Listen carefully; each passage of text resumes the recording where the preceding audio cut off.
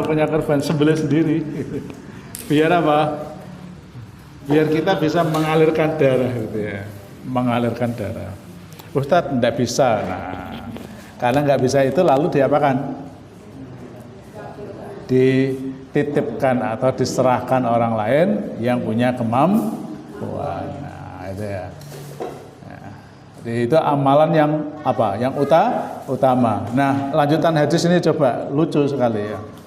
Kalau dipahami secara teks itu terus lucu pandanya. Innaha sesungguhnya sembelihan itu latakti yaumal qiyamah akan datang pada hari kiamat. Apa yang datang bikuruniha dengan tanduknya. Jadi nanti tanduknya tuk tuk tuk tuk tuk tuk tuk tuk. Wa as'ariha dan bulu-bulunya atau rambut-rambutnya. Wa atlafiha dan tulang-tulangnya. Nah, jadi kepalanya, rambutnya, tulang-tulangnya. Di sini tidak daging-dagingnya. Ayo. Nah, di sini tidak dagingnya. Jangan kalau korban itu banyak dagingnya atau banyak tulangnya. Hadisnya tidak ada itu. Waluhumuha tidak ada. Daging-dagingnya. Ya kan lucu ya. Padahal yang disenangi apa? Daging.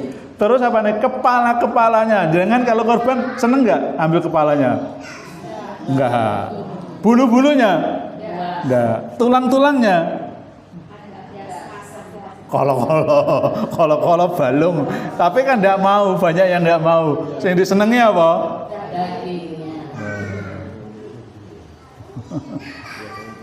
Tapi nanti kepalanya, bulu-bulunya, tulang-tulangnya nanti akan mendatangi jenengan pada hari kiamat. Ya, ini kan mana hadis ini kan sangat apa ya? Sangat unik gitu ya. Nah, sementara yang disenangi itu apa? Daging.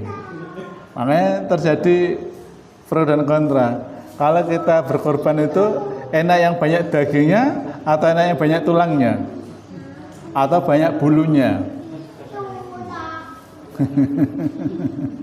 Karena semuanya ini berpahala ya. Semuanya berpahala. Bulu-bulunya ya berpahala, tulang-tulangnya ya berpahala, kepalanya juga berpahala, apalagi dagingnya tambah banyak pahalanya. Tapi ya di sini apa tadi? Dagingnya nggak disebut. Nah, dalam memahami ini maksudnya walaupun tidak disebut itu maksudnya ya mencakup itu. Mencakup itu apa? Ya mencakup daging-dagingnya juga gitu. Ususnya enggak juga, kotorannya juga enggak, enggak ya. Nah, oleh karena itu makna hadis ini bahwa semua binatang sembelihan korban itu jangan sampai ada yang tidak termanfaatkan, itu maksud gitu. Jangan sampai tidak termanfaatkan, hatta sampai usus-ususnya pun bisa dimanfaatkan, kecuali yang memang tidak layak untuk dikonsumsi manusia. Apa itu? Ya, kotoran hewan. Di luar kotoran hewan semuanya bisa diapakan? Dimanfaatkan. Nah, dimanfaatkan itu ada dua. Bisa dimakan, yang kedua dijual. Jadi itu ya, bisa dimanfaatkan itu yang pertama adalah dimakan, yang kedua dijual. Nah, oleh karena itu nanti terjadi pemahaman yang panjang. Bahkan kata-kata Nabi, wa an-nadama, dan sesungguhnya darah, ya, darah yang akan jatuh saat menyembelih itu, ya, la yaqa'u minallah, sungguh akan jatuh di hadapan Allah bimakanin di suatu tempat qabla ayyaqa minal, sebelum darah itu jatuh di bumi. Jadi kita menyembelih itu Bu ya, darah yang muncrat itu sebelum jatuh di bumi ditadungi Gusti Allah.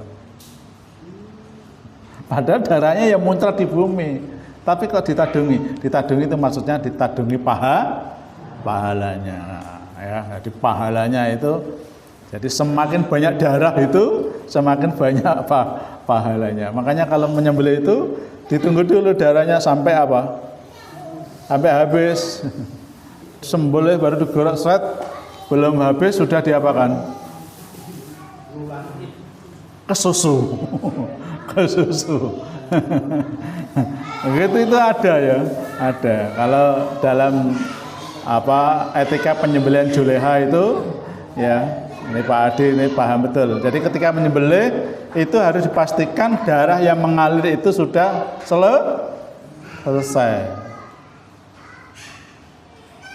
Jadi kalau masih ada darahnya, masih apa? Masih apa?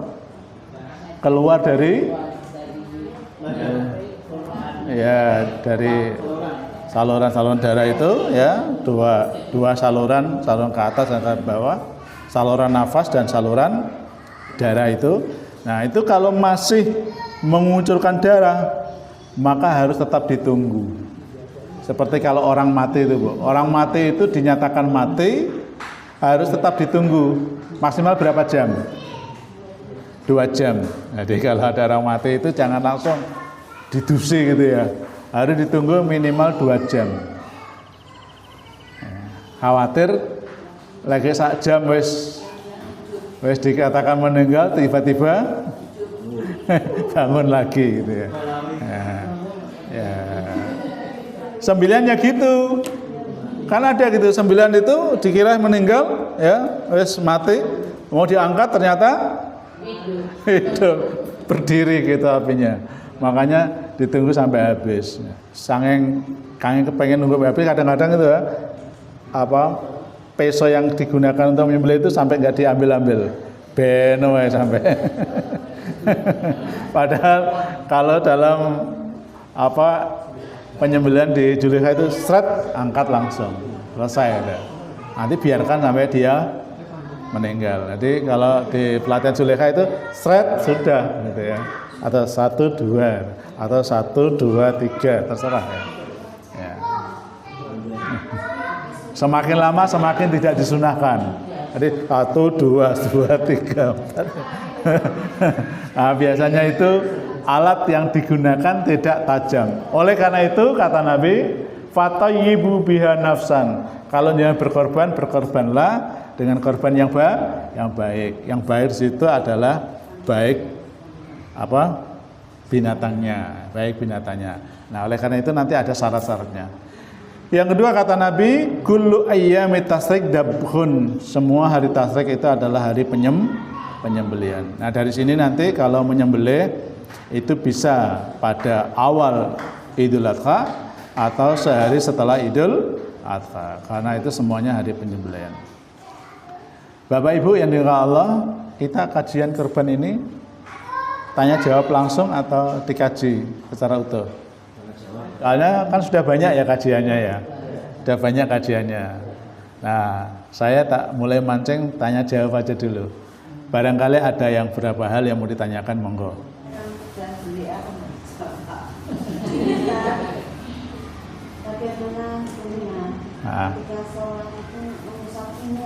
Apa? Oh ya. Ya. Ya, ya. Sudah?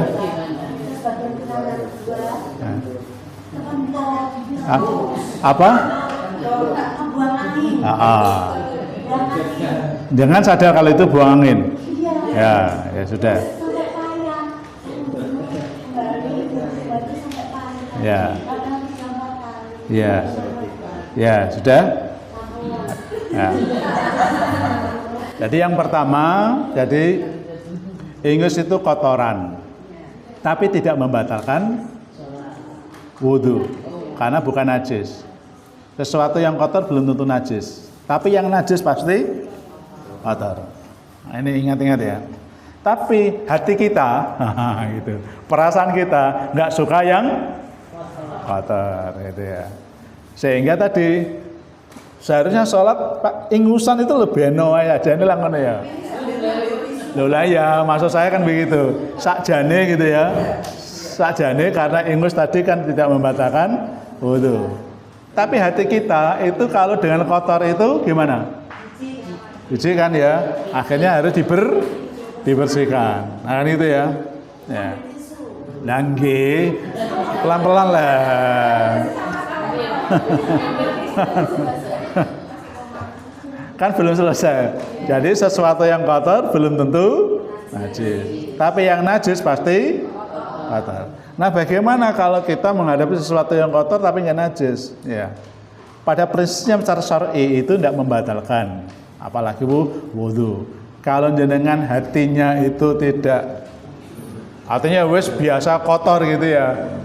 Biasanya ya muncul apa ingus bueno, bahkan nah gitu ya.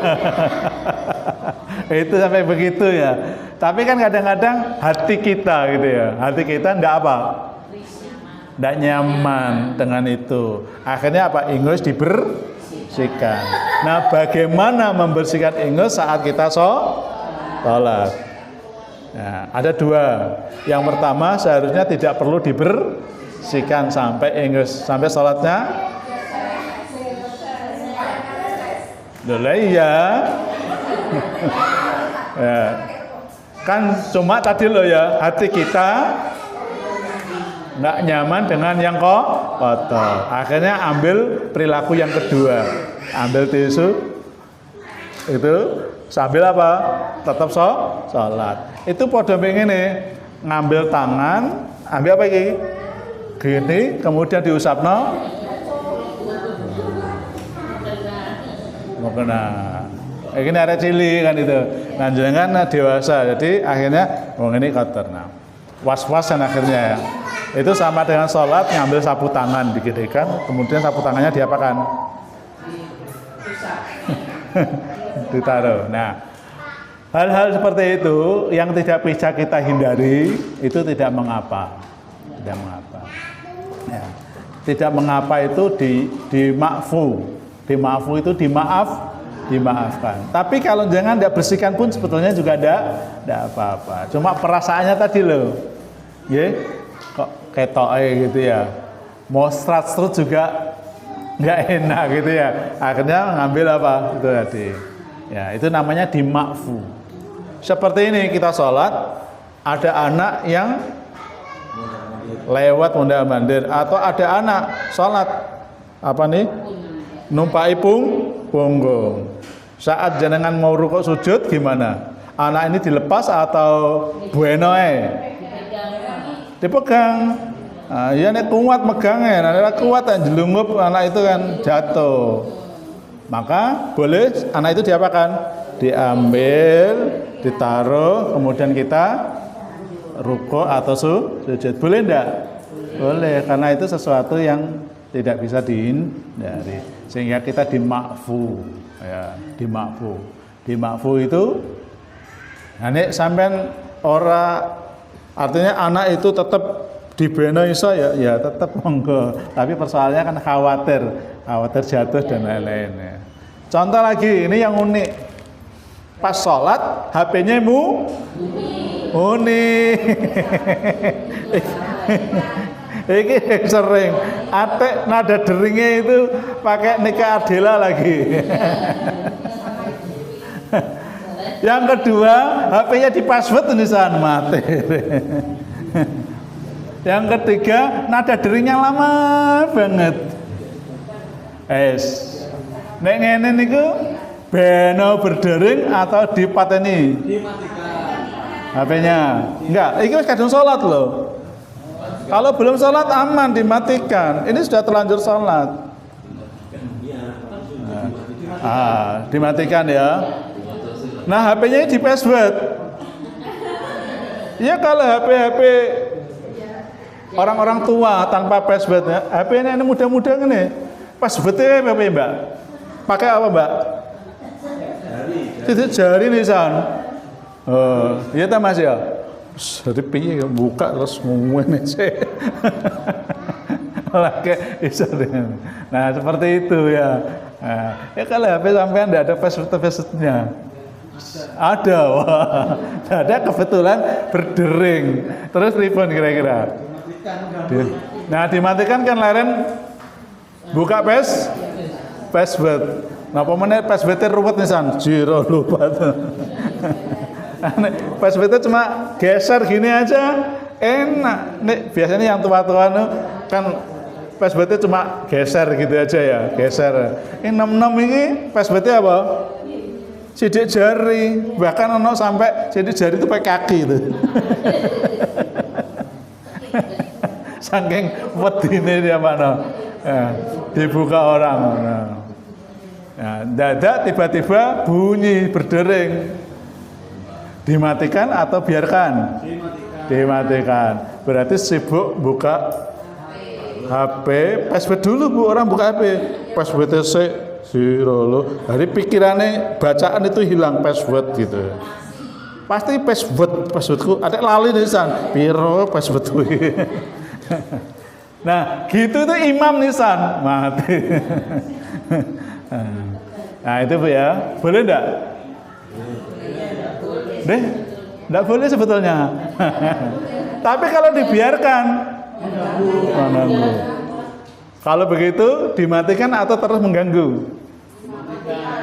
Boleh enggak? Boleh. Nah itu, seperti itu ya. Seperti itu. Jadi itu namanya dimakfu. Sesuatu yang kondisi ya tidak bisa dihindari karena kelalaian atau karena kesengajaan di awalnya. Tetapi ada maslahah yang lebih besar dari itu. Ustadz, nah ini sholat ini kan akhirnya khusyuknya hilang ya, saat itu hilang, tapi nanti kembali recovery khusyuk mulai gitu ya. Nah, gitu ya. Nah, kalau yang kentut itu sama seperti sholat pasang kateter. Sholat pasang kateter. Jadi orang yang sholat kentut itu seperti orang yang sholat pasang kateter.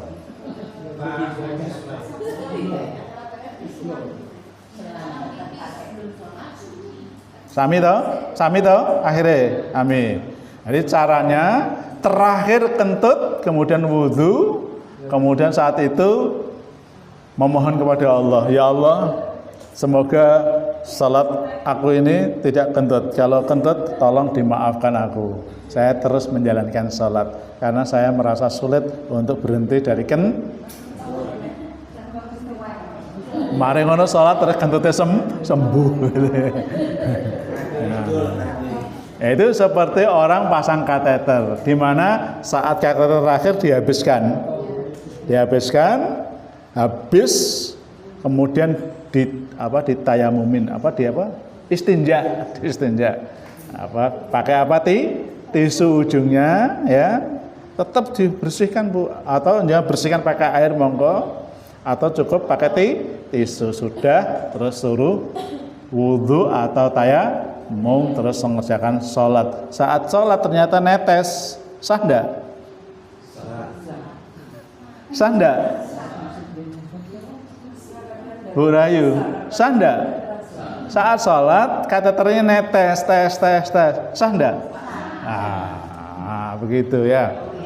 Seperti jangan tawaf. Tawaf ternyata sering pipis. Padahal kalau musim haji ini bukan masalah ketinggalan. Mau keluar dari tempat pusaran tawaf itu gampang atau sulit? Sulit.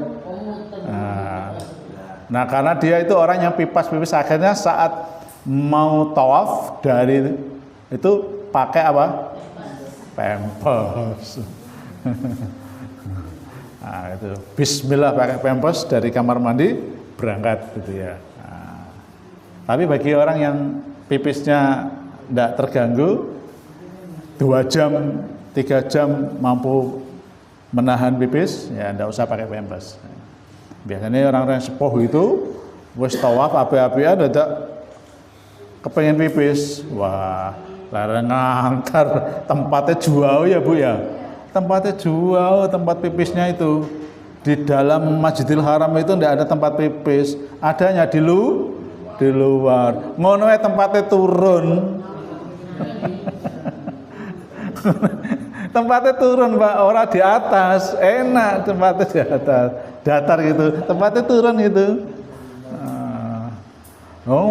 Antri. Pamannya musim haji begini. Nah, itu boleh pakai pempos gitu ya. Nggih, monggo. Assalamualaikum warahmatullahi wabarakatuh. Halnya sama antara korban berupa daging dan korban berupa kaleng dikasih rendamu. Maksudnya piye? Korban berupa daging.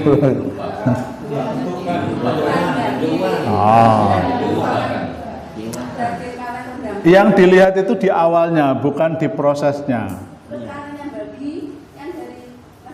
Nah ya, yang dilihat itu awalnya, bukan prosesnya. Nah, karena awalnya itu kan berupa apa? Kok berupa daging kok? Hewan. Bisa dalam bentuk uang, kemudian dibelikan hewan korban. Itu situ dulu. Nah, sementara prosesnya, nah kan gitu ya. Ada yang mentahan, ada yang matengan gitu. Bagus mana mentahan sama matengan? Tergantung apa? Bukan, tergantung kebutuhan. Niatnya sudah tadi awal. Niatnya tadi apa? Korban. Nah, karena jangan ikut lazimmu sudah sejak awal, nanti daging korbannya dibentuk dalam bentuk olahan. Ya sudah, jangan sepakat tanda tangan, oke. Mana yang utama? Ya semuanya utama. Itu proses. Yang pertama kali kan bentuknya bukan olahan. Pertama kali kan hewan atau uang yang diuangkan kemudian dibentukkan hewan. Itu ya jawabannya. Jadi bukan lebih mana daging sama olahan. Bagi orang yang nggak bisa masak, enak apa? Olahan. Bagi yang suka sate, daging. Sebab kalau ada olahan nggak bisa dibuat sate. Jadi itu tergantung selera akhirnya ya. Tergantung selera. Yang kedua tergantung apa? Segi aspek. Apalagi sekarang zaman modern itu orang itu kepengen serba praktis ya. Yes. Serba praktis, kalau bisa ya tidak usah bentuk mentah. Mateng kabeh dek kulkas tinggal masak. Apalagi anak-anak saya itu kalau tahu daging, ada daging kambing itu muntah langsung wes. Anak saya itu kalau ada daging kambing, makanya kalau saya dapat daging kambing tak sisino. Dan saya campur dengan sapi, tak sisino betul. Jadi begitu tahu itu daging kambing, tiga-tiganya lu muntah. Nah, abahmu itu orang ini daging apa mabu. Yang kedua anak-anak saya itu ya kalau ikan dimasak pakai apa sayur gitu, ya jijik. Tapi kalau digoreng seneng doh. Padahal apa itu dimasak apa? Nah, ini anak-anak kita kan ada beda-beda ya. Daging itu pilih-pilih, kambing ora gelem. Nek kita ini kan kambing oke, sapi oke. Nah gitu-gitu kadang-kadang juga problemnya. Jadi kembali kepada apa? Hal-hal yang mudah untuk dikonsumsi ya gitu. Tapi prinsipnya awal sama. Gitu. Ada yang tanya lagi? Monggo. Ayo monggo. Ini terkait pengadaan hewan, hewan kurban. Itu banyak para penceramah memberikan informasi bahwasannya pengadaan hewan yang tidak sesuai dengan ketentuan, maksudnya yang sudah umum, misalnya sapi 7 orang, kemudian onta 10 orang. Nah, kemudian itu tidak sesuai, misalkan SD A mengadakan urunan 1 sampai saat. Ada yang mengatakan itu bukan kurban, tapi latihan kurban. Nah, yang pertama apakah benar itu bisa kok kurban pakai rangkaian barang lah itu. Yeah. Kemudian yang kedua, lanjutannya dari itu misalkan hewan yang dari Pemkab, itu kan Pemkab memperoleh dari Pertamina, PPI, ya itu kan ya banyak orang yang di sana. Urunan bumbunya pokoknya sapi dikena Pemkab dikena organisasi. Nah itu apa bisa disebut korban atau bagaimana itu kan? Ngene iki angel jawabannya. Jawabannya gini terus sekarang gini, ya maksud saya begini. Fikih kita itu kan sudah terlanjur klasik ya. Fikih kita itu sudah terlanjur klasik. Sehingga kalau ada pikiran yang berbeda, ya itu dianggap ya nyeleneh. Bahkan saya dapat WA itu. Dapat WA itu ya.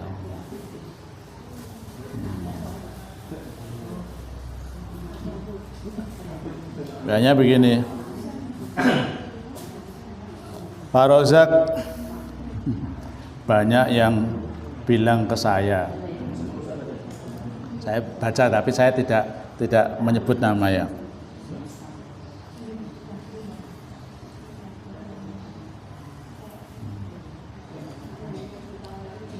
Mengapa Pak Rozak memuat pendapat yang berbeda dengan Muhammadiyah?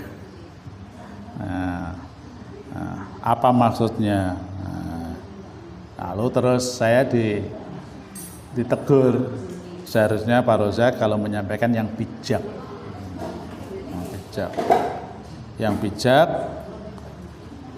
terutama menyampaikan hal itu kalau bisa tidak bertentangan dengan fatwa tarjih. Di kata-kata bijak itu terus saya jadikan garis bawah. Padahal ya fatwa tarjih itu kan ada, atau produk tarjih ya. Produk tarjih itu kan ada 3. Ya Pak Adi ya. Produk tarjih, produk majelis tarjih itu ada 3. Yang pertama apa? Masih ingat awal-awal kita bahas kajian ini? Ayo ke belakang. Oh, inilah pendekatan. Produk majelis tarjih terkait dengan produk hukum itu ada 3. Nah, ada 3. Ya. Produk hukum yang dikeluarkan majelis tarjih itu ada 3. Masih ingat enggak? Wah, jauh banget. Jauh banget. Masih ingat enggak? Kalau enggak ingat saya bukakan. Ada yang ingat enggak, Bapak Ibu? Produk majelis tarjih itu ya dalam penetapan hukum itu ada 3. Masih ingat enggak?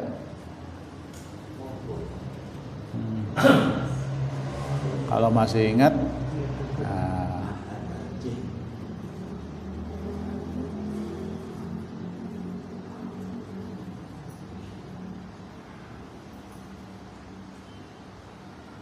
setelah ini ya, lihat, saya bukakan. Nah, sudah masuk ya.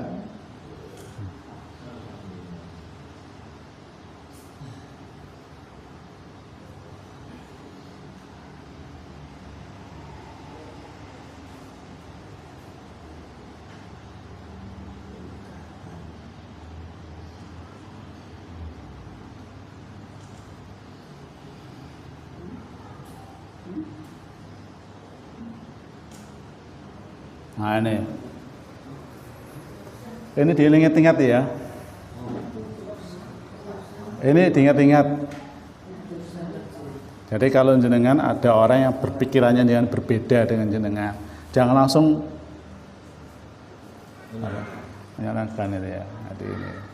Jadi produk majelis tarjih ya, terkait dengan hukum ya. Hukum itu ada 3. Yang pertama apa?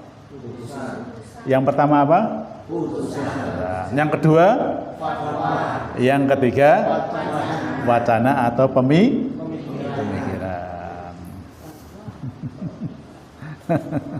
Wes ya, terbuka ya sekarang ya. Terbuka.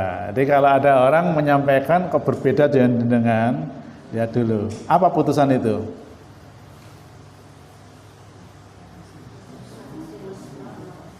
Makanya kompilasi hukum Islam apa KHGT, kalender hijriah Islam global itu kan belum bisa dipakai. Walaupun sudah masuk di tim fatwa gitu ya. Karena belum menjadi putusan. Putusan itu ditanfidkan. Jadi semua putusan Majelis Tarjih itu ditanfidkan. Bentuknya apa? Bentuknya ini. Nah, ini yang hijau ini. Ini sudah punya belum ibu-ibu? Ini sudah punya? Kalau belum punya, filenya saya penuh. Bentuk file ada. Nah, kalau ini harganya cuma 45.000, ini harganya 125.000. Nah, monggo kalau mau beli nanti bisa dikoordinir. Lewat Shopee bisa, itu lebih murah. Nah, ya. Kalau Shopee ini malah sekarang cuma 40.000. Kalau ini cuma tidak sampai 100 itu. Kalau Shopee ya, nah, lebih murah. Ya. Nah, ini bentuknya apa? Putusan. Yang kedua apa?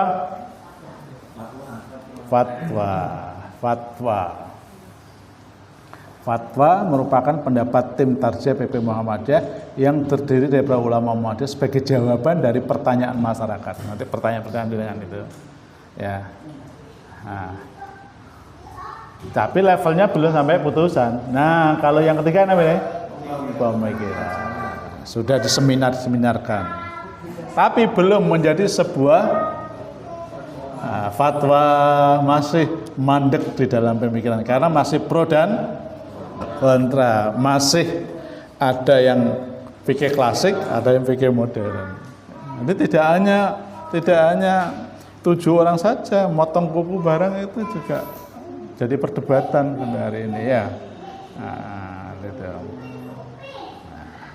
Nah, terutama terkait dengan pemikiran yang sudah tak share itu ya, sudah tak share berkali-kali itu. Maksudnya di situ saya.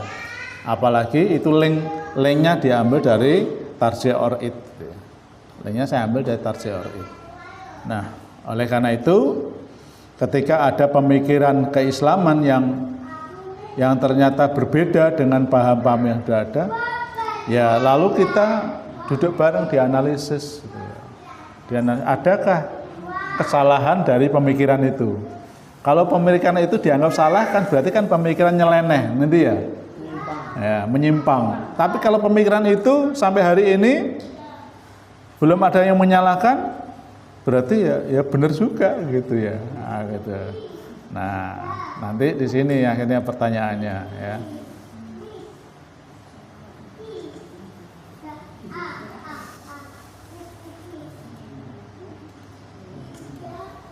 Nah, ini di sini ya. Ini nanti hadis-hadis yang terkait dengan syirkah atau bersekutu dalam kurban ya, hampir semuanya hadis-hadisnya adalah terkait dengan haji tamattu Nabi sallallahu alaihi wasallam, sehingga itu terkait dengan hadyu ya, bukan udhiyah. Hadyu itu apa? Yaitu penyembelihan hewan kurban ya, yang dijadikan sebagai tebusan dam ya dari pelaksanaan haji, baik secara tamattu maupun haji qiron. Anak itu tuh ya. Nah, itu hadyu. Sementara kalau korban Idul Adha itu namanya udhiyah, yaitu penyembelihan hewan korban yang murni karena peristiwa kurban. Nah, hadis-hadis yang terkait dengan serikat itu semuanya itu terkait dengan hadyu. Dan sampai hari ini tidak terbantahkan. Ini analisisnya ada. Sudah tak share ya di grup ya makalah ini ya. Makalah ini sudah saya share ya di grup ngajimu.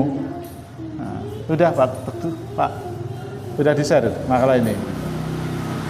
Nah, tapi yang grup Telegram sudah.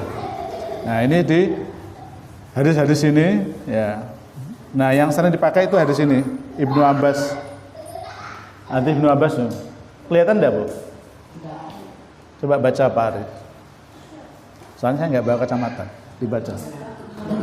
Kami bersama Rasulullah Shallallahu Alaihi Wasallam dalam sebuah perjalanan. Titik, perjalanan, bukan saat berada di Madinah. Perjalanan, ya, perjalanan itu kira-kira perjalanan apa? Safar. Kan nggak mungkin Nabi itu saat safar berkorban gitu ya. Maka safarnya safar apa? Nah gitu pemahamannya ya. Karena nggak mungkin jangan safar tiba-tiba korban saat dalam safar. Kira-kira jangan pernah nggak saat safar korban itu? Enggak. Orang yang korban dalam pengertian Idul Adha itu pasti dia berada di mana? Di tempat kan begitu. Lanjut. Kemudian tiba di raya Adha. Kebetulan saat itu bersamaan Idul Adha. Begitu cara menerjemahkannya. Jadi safar tiba-tiba bersamaan itu, bersamaan Idul Adha. Lanjut. Kami bergabung dalam berkurban, seekor sapi untuk 7 orang dan seekor unta untuk 10 orang. Nah ini kan hadis yang disampaikan ya. Nah bagaimana cara memahami? Jadi konteks yang dimaksud, ayo. Konteks safar yang dimaksud juga tidak jelas. Maka antara hadis yang satu dengan yang lain saling menjelaskan safar yang dimaksudkan. Safar yang dimaksud. Jadi safar dimaksud itu apa? Saat haji. Jadi tidak wajib. Apanya? Tidak wajib kurban. Jumlah orangnya. Ini yang dibahas ini sirkahnya, bukan korbannya, ya, bukan hukumnya. Jadi yang dibahas di sini adalah konteks sirkahnya. Jadi sirkah di sini adalah sebuah ketetapan wajib.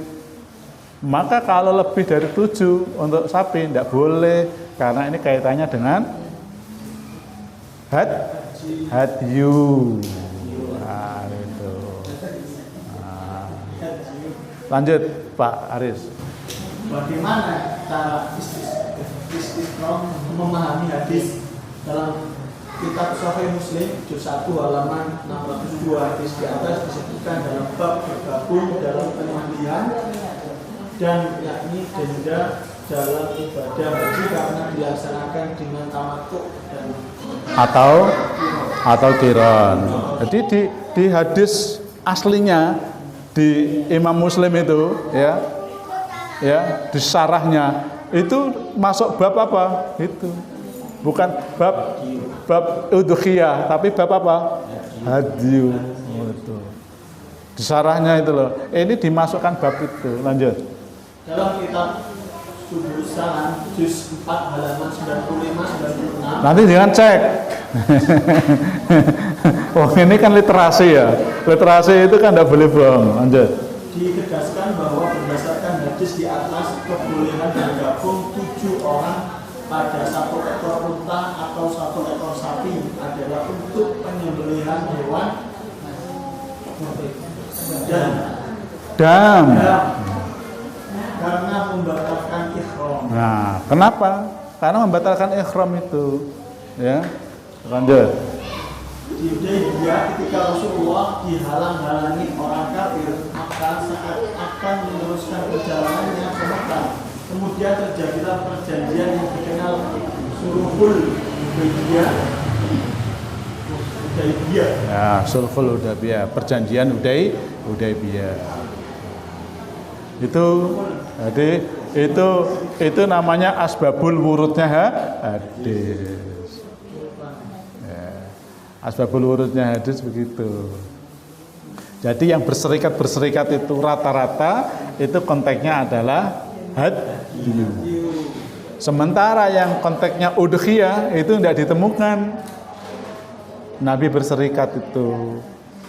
Dari sini lalu muncul pemikiran kalau begitu, nah begitu.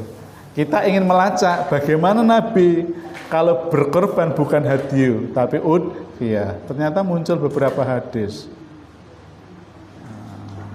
Nah, ini. Ya.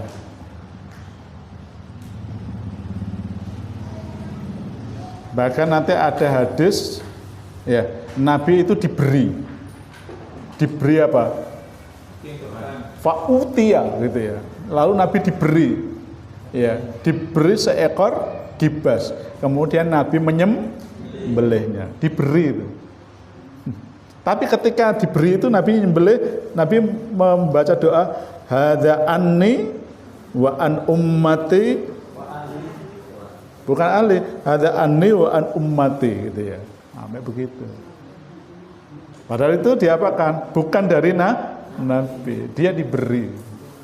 Diberi itu maksudnya tolong sembelihan Nabi gitu, maksudnya begitu. Nah, gitu. Kalau ini gini, Allahumma taqabbal Muhammad wa ali Muhammad wa min ummati Muhammad. Dan untuk umat Muhammad. Di hadis yang lain, wa min ummati Muhammad lam yudhaki, yang tidak bisa berkorban. Hadisnya banyak. Nah, ini ya. Ini zaman Nabi. Yudhaki bisatin anhu wa an ahli baitihi. Dia berkorban satu kambing dan untuk semua anggota keluarganya. Jadi satu kambing bisa keroyokan untuk satu keluarga. Bu, saya tanya, keluarga itu apa? Itu paham barat, Bu. Paham barat itu keluarga, itu ayah, ibu, anak. Coba nih wong Jawa. Wong Jawa anak Rioni apa, Bu? Bani siapa, Bu? Sing kumpul wong pira, Bu? Itu keluarga enggak? Bu, itu keluarga enggak? Jadi keluarga itu kalau orang Jepang atau orang Amerika itu ya, father, mother, and child. Sudah. Bapak, ibu, dan anak. Itu keluarga. Wong Jawa. Reane keluarga. Wong Muhammadiyah, keluarga. Halal bihalal, keluarga besar. Kena tak, Pak? Kena mboten? Jadi wong keluarga besar Muhammadiyah di masjid apa ini? Al-Hikmah korban sapi 10 bareng-bareng disembelih. Jadi kumpulnya terserah duit. Ana sing 3 juta, ana sing 2 juta, ana sing 10 juta. Dari situ oleh sapi 10. Di atas namakan Bismillahirrahmanirrahim. Hada min ahli Masjid Al-Hikmah. Bismillahirrahmanirrahim. Sah enggak? Sah. Jadi sampean enggak sah. Nah, ini pemikiran ya. Karena mengikuti ini. Wayut imuna fayakuluna wayut imun. Kemudian semua makan bareng-bareng. Keluarga besar Masjid Al-Hikmah. Sing miskin diundang kabeh, sing sering sholat berjamaah diundang kabeh. Nah kadang iki ora kok. Masjid iku ya. Masjid itu korbane akeh, tapi sing biasa sholat berjamaah tiap hari iki lho, ora ketripatan. Lho ono ngono kok. Kelalen. Lho ngono kok ono. Sambil iya. Nah ini pentingnya mencatat keluarga besar masjid itu. Nah itu jawabannya benar. Jadi itu masuk pemikiran. Nah pemikiran itu akan terus berkembang jika didiskusikan. Tapi kalau nggak didiskusikan ya dianggap pemikirannya lainnya. Ya, kayak tadi loh, saya dapat WA Pak Rojak yang bijak lah, menyampaikan. Ya karena dianggap bertentangan dengan fatwa tarjih. Padahal ini kan pemikiran tarjih dan itu dasarnya saya ambil dari gitu Pak Adi ya. Nah, ya akan pernah rampung diskusi ini, akan terus muncul. Ada lagi? Monggo satu terakhir. Cukup? Ya. Jadi pembahasan korban kita nanti makalahnya saya share di grup, jangan baca tuntas. Nah ada masalah-masalah nanti kita diskusikan. paling banter masalah-masalah ya itu aja ya. Jadi tidak terlalu karena tiap tahun sudah kita lakukan. Mudah-mudahan kita semuanya diberikan kemudahan oleh Allah di dalam beribadah dan semua amal ibadah kita diterima oleh Allah Subhanahu wa taala. Untuk mengingatkan besok hari Kamis ya kita usahakan puasa Arafah. Tapi tidak usah ikut puasa hari Rebunya ya, tarbiyah ya. Saya kira demikian. Hadanallahu ila majma'in. Subhanakallahumma wa bihamdika asyhadu an la ilaha illa anta astaghfiruka wa atubu ilaik. Assalamualaikum warahmatullahi wabarakatuh.